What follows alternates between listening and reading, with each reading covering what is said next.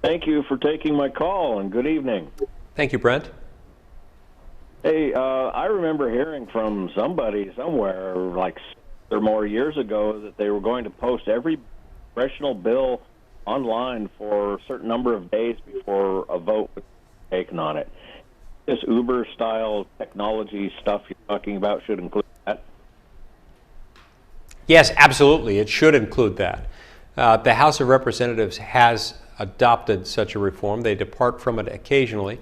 I think for the most part they've tried to adhere to that. We don't have that exact rule in the Senate, but we do have other rules that are supposed to require that each bill, from the time it's put on the floor until the time it gets to a final vote, should be made public for several days. It's a different system than what we have in the House, but it normally guarantees that it will be posted online and otherwise made available to the public. Even though in the Senate these rules are generally widely followed, and even though in the House of Representatives they're almost always followed, there are important exceptions to this, exceptions that I find very troubling. For example, just a few weeks ago, when the Senate was asked to consider a highway bill, we were told that we'd be voting on that bill at 4 o'clock one afternoon.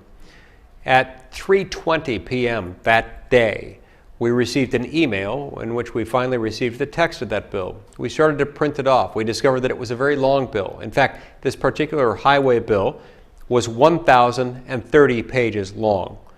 As you can imagine, this took a long time to print.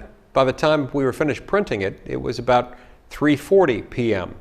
We were scheduled to vote about 20 minutes after we had finished printing it out. And as you can imagine, it's really difficult to read a bill that's more than 1,000 pages long in only 20 minutes. Now, I made a campaign pledge a few years ago that if I was ever put in that position where I was told that I had to vote for something, I had to vote on a bill before I had had a chance to read it, that I would vote no. I need at least to be able to skim through something and understand its contents and have the assistance of my staff to look through it with me to make sure that we know what's in the bill before we vote for it. And if they can't give us an adequate opportunity to review a bill and understand what's in it, I'm going to vote against it.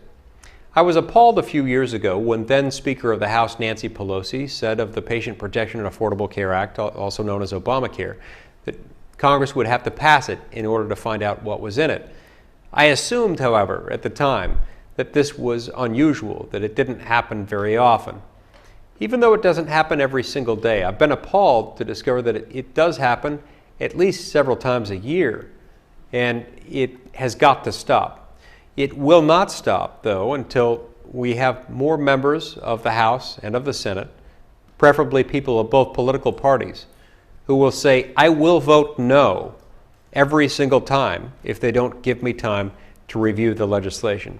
And you're right, members of the public ought to have the chance to view it as well online. Normally they do when we follow our own rules.